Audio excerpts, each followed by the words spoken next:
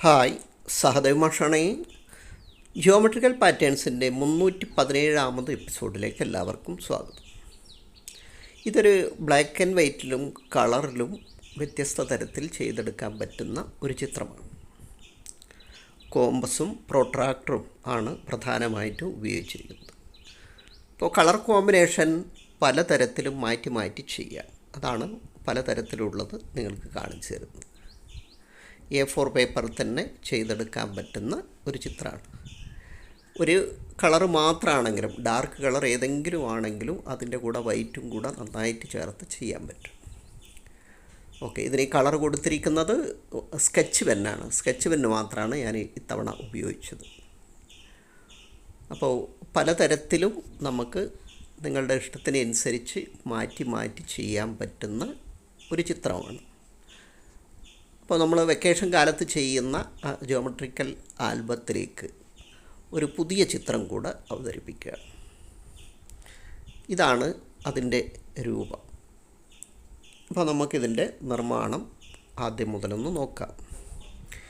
A4 paper, അതിൻ്റെ മധ്യബിന്ദുവിൽ ഒരു അടയാളം വെച്ചതിന് ശേഷം 10 സെൻറ്റിമീറ്റർ 10 സെൻറ്റിമീറ്റർ റേഡിയസ് 10 സെൻറ്റിമീറ്റർ റേഡിയസിൽ ഒരു സർക്കിൾ വരയ്ക്കുക. യെസ്. അപ്പോൾ A4 പേപ്പറിൻ്റെ മിഡ് പോയിൻ്റ് എന്ന് പറഞ്ഞാൽ അതിൻ്റെ വിഡ്ത്ത് 21 സെൻറ്റിമീറ്റർ ആയിരിക്കും. അപ്പോൾ ആ 21ൻ്റെ പകുതി 10½ അവിടെയാണ് മിഡ് പോയിൻ്റ് ഉണ്ടാവുക. ഇപ്പോൾ 9 സെൻറ്റിമീറ്ററാണ്. 9 സെൻറ്റിമീറ്റർ റേഡിയസിൽ രണ്ടാമതൊരു സർക്കിൾ.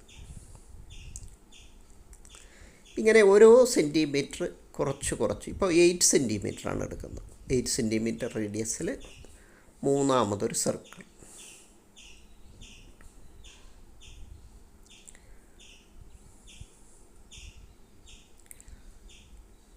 അടുത്തത് 7 സെൻറ്റിമീറ്റർ.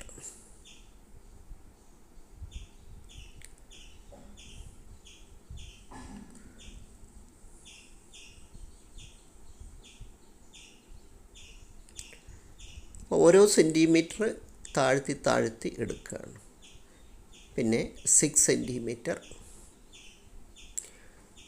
അതിനുശേഷം 5 centimetre, 4 centimetre, 3 centimetre, 2 centimetre, 1 centimetre വരെ.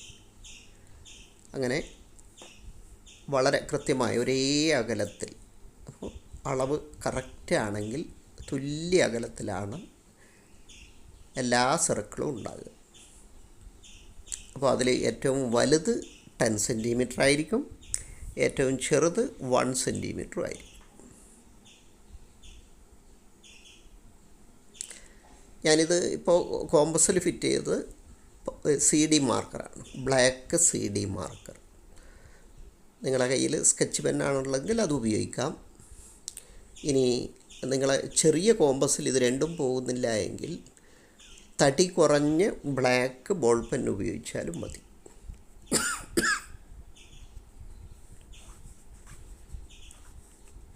ഇനി അതുമില്ലെങ്കിൽ പെൻസിൽ ഉപയോഗിച്ചാലും മതി. നമുക്കിത് വരച്ച് പഠിക്കാനാണല്ലോ, പെൻസിൽ ഉപയോഗിച്ചാലും മതി. നിങ്ങളുടെ കയ്യിൽ എന്താണോ ഉള്ളത് അതിനനുസരിച്ച് ചെയ്യുക. അപ്പോൾ വരയ്ക്കുന്ന ചിത്രങ്ങളെല്ലാം ഒരു ഫോൾഡറിലോ അല്ലെങ്കിൽ ഒരു ആൽബത്തിലോ ആക്കി സൂക്ഷിച്ച് വെക്കുക ചെയ്യണം. പേപ്പർ മടങ്ങിപ്പോവാതെ നിവർത്ത് തന്നെ വെക്കുക.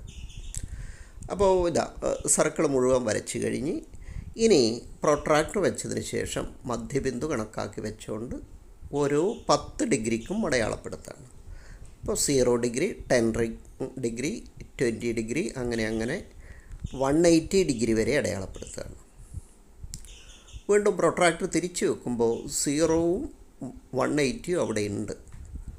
വീണ്ടും 10 ഡിഗ്രി അകലത്തിലുള്ള പോയിൻ്റ് ഇടുക.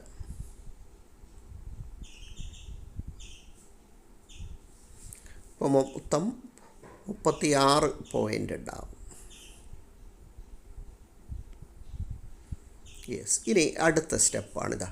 0 ഡിഗ്രി നമ്മളെ മിഡ് പോയിൻ്റിൽ വെച്ച് അതായത് നമ്മൾ പോയിൻ്റ് ഇട്ടത് 60 ഡിഗ്രിയിലാണ്. 60 ഡിഗ്രി തൊടുന്ന രൂപത്തിലാണ് ആ പോയിൻ്റ്, രണ്ടാമത്തെ പോയിൻ്റ്.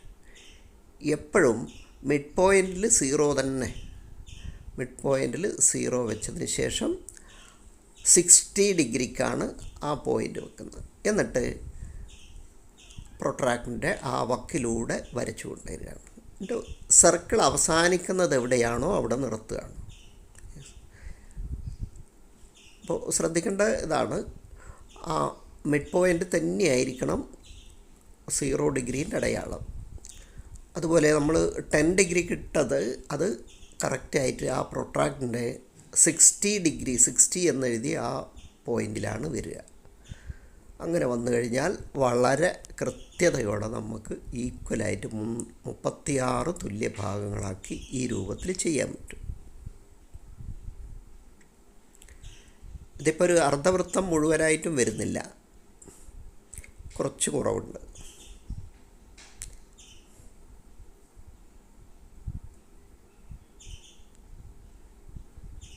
അപ്പോൾ അത് നിങ്ങളെ പ്രൊട്രാക്ടറിൻ്റെ വലിപ്പത്തിനനുസരിച്ച് ചിലപ്പോൾ കൂടുകയോ കുറയുകയോ ഒക്കെ ചെയ്തേക്കാം.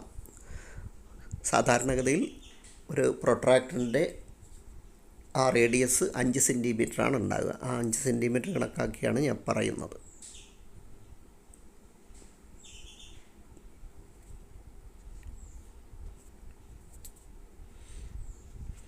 ഇത് തന്നെ നിങ്ങൾക്ക് കോമ്പസ് ഉപയോഗിച്ചും ചെയ്യാം കേട്ടോ.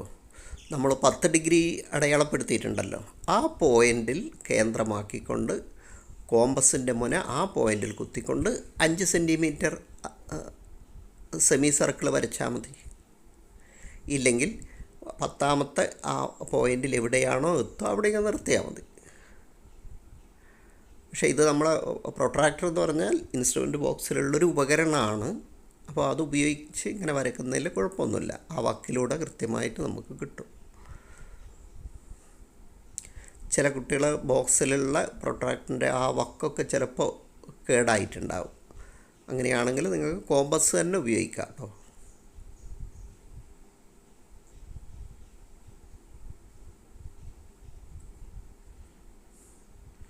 ഓരോ പ്രാവശ്യം തന്നെ പ്രൊട്രാക്ടർ വെക്കുമ്പോഴും 0 ഡിഗ്രി ആ അടയാളം മിഡ് പോയിൻറ്റിലും 2ാമത്തെ പോയിൻറ്റിൽ 60 ഡിഗ്രി എന്നുള്ള അടയാളവും, ഇത് രണ്ടും മാത്രമേ ശ്രദ്ധിക്കേണ്ടതുള്ളൂ. പിന്നെ വര അവസാനിപ്പിക്കുന്നത് ലാസ്റ്റ് സർക്കിളിൽ.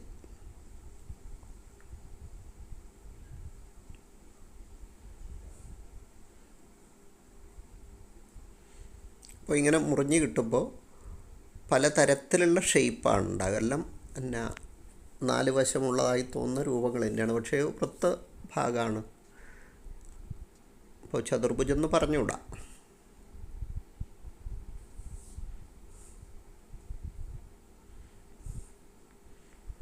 അതിലൊന്നും നേർവരയില്ല, എല്ലാം വൃത്തത്തിൻ്റെ ഭാഗങ്ങളായി വരികയാണ്.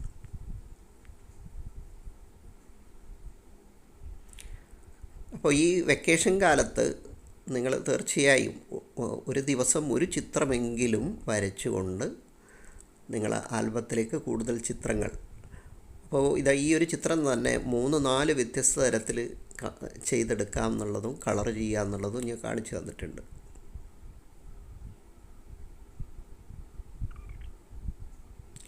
ഇനി കളറില്ല എങ്കിൽ നിങ്ങൾക്ക് പെൻസിലിൻ്റെ ഷെയ്ഡ് കൊണ്ടും ബ്ലാക്ക് ആക്കാം. അങ്ങനെയൊക്കെ ചെയ്യുക. ഇല്ല എന്ന് പറഞ്ഞിട്ട് വെറുതെ ഇരിക്കേണ്ട ആവശ്യമില്ല. നമ്മളെ കയ്യിൽ എന്താണോ ഉള്ളത് അത് ഉപയോഗിച്ച് ചെയ്യുക.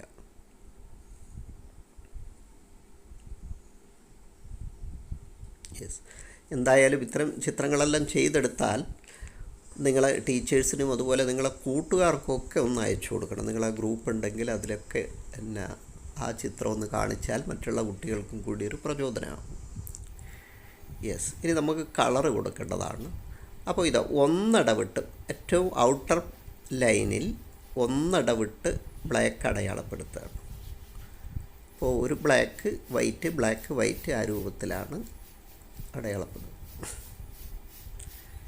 അപ്പോൾ ഇനി ആ പോയിൻ്റ് ഇട്ടടുത്തൊക്കെ കളർ ചെയ്താൽ ഈ രൂപത്തിലാണ് ഉണ്ടാകുക, ബ്ലാക്ക്.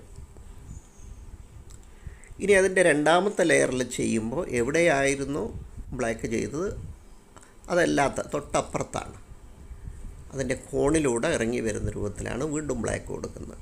നേരെയല്ല. 3ാമത്തെ ലെയറും കാണാം, കോണ് തട്ടിയാണ് നിൽക്കുന്നത്. അപ്പോൾ കോണുകൾ മാത്രമേ പരസ്പരം, സൈഡ് പരസ്പരം തൊടുന്നില്ല. നാലാമത്തെ ലെയറിലും അങ്ങനെ തന്നെ.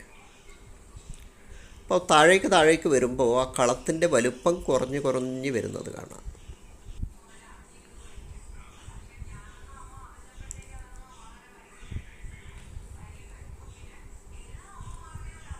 ഞാൻ ബ്ലാക്ക് ആൻഡ് വൈറ്റ് ആയതുകൊണ്ടാണ് ഈ രൂപത്തിൽ കാണിക്കുന്നത്. ഞാൻ നേരത്തെ കാണിച്ച രൂപത്തിൽ നിങ്ങൾക്ക് വ്യത്യസ്ത കളറും കൊടുത്തിട്ട് ചെയ്യാം.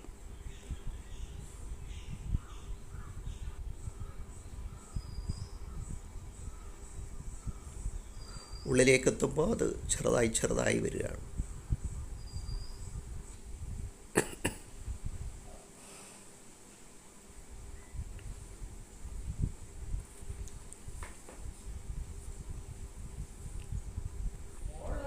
ഇനി അതിൻ്റെ ഏറ്റവും ഉള്ളിൽ ചെറിയൊരു ഭാഗം വളരെ ശ്രദ്ധിച്ച് കൊടുക്കണം. ഇനി അഥവാ അവിടെ കൊടുത്തിട്ടില്ലെങ്കിലും അതും ഒരു ബ്ലാക്ക് ആൻഡ് വൈറ്റ് ആയിട്ട് തന്നെ നിൽക്കുന്നുണ്ട്. Okay, yes. അപ്പോൾ ഈ രൂപത്തിലാണ്, ബ്ലാക്ക് ആൻഡ് വൈറ്റ് ആണ് ചെയ്യുന്നതെങ്കിൽ ഇങ്ങനെയാണ് ഉണ്ടാകുക.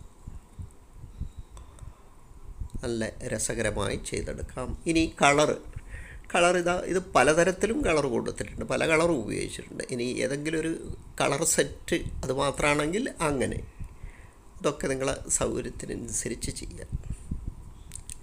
ഇനി ബ്ലാക്ക് ആൻഡ് വൈറ്റ് വരുന്ന രൂപത്തിൽ തന്നെ മറ്റൊരു തരത്തിലും 3 കളർ കൊണ്ടാണ് ഇത് ചെയ്തത്. ഒന്നിടവിട്ടെല്ലാം വെള്ളയാണ്.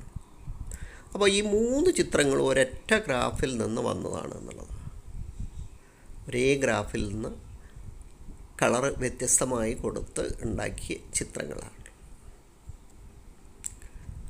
അപ്പോൾ അധികം ബുദ്ധിമുട്ടൊന്നും ഇല്ലാത്ത ചിത്രമാണ്. അപ്പോൾ വീഡിയോ നിങ്ങൾക്ക് ഇഷ്ടമായാൽ നിങ്ങളുടെ കൂട്ടുകാരിലേക്കും അതുപോലെ മറ്റ് ഗ്രൂപ്പുകളിലേക്കും ഷെയർ ചെയ്യാൻ മറന്നു പോകരുത്. എന്തായാലും നന്നായി ചെയ്യുക. അടുത്ത വീഡിയോയിൽ നമുക്ക് വീണ്ടും കാണാം.